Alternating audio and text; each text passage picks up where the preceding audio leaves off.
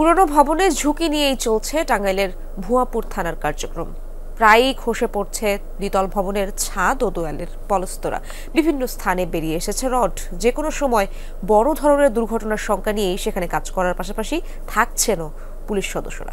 নিরাপত্তা নিশ্চিতে দ্রুত নতুন ভবন নির্মাণের দাবি।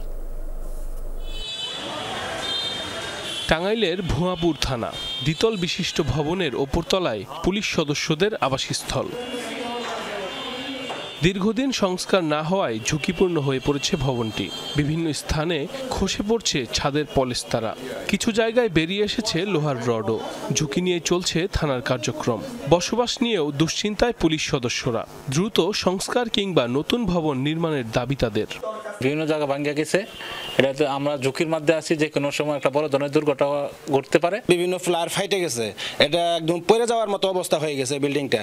এখানে কোনো মতে থাকার উপযোগী না এটা। তো আমরা সরকারের কাছে আপনাদের মাধ্যমে দাবি জানাই যেন এটা খুব অতি শীঘ্রই সংস্কার করে একটা ভালো নির্মাণ ব্যবস্থা করে থাকার উপযোগী করে দেয়। সমাজের নিরাপত্তা নিশ্চিতের জন্য কাজ করলেও নিজেদের নিরাপত্তা নিয়েই সংশয়ে ভুক্তভোগী পুলিশ সদস্যরা।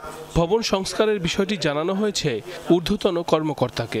দুর্ঘটনার শঙ্কা রোধে আবাসস্থলে দ্রুত নতুন ভবন নির্মাণের আর্জি থানার ভারপ্রাপ্ত কর্মকর্তার।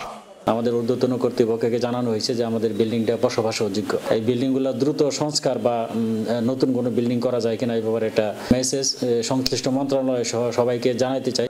1974 সালে ভুয়াপুর থানা উদ্বোধন করেন তৎকালীন স্বরাষ্ট্র ও যোগাযোগ মন্ত্রী এম মনসুর আলী।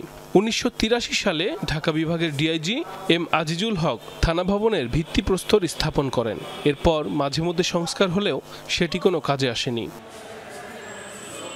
সাইফ আহমেদ, যমুনা নিউজ।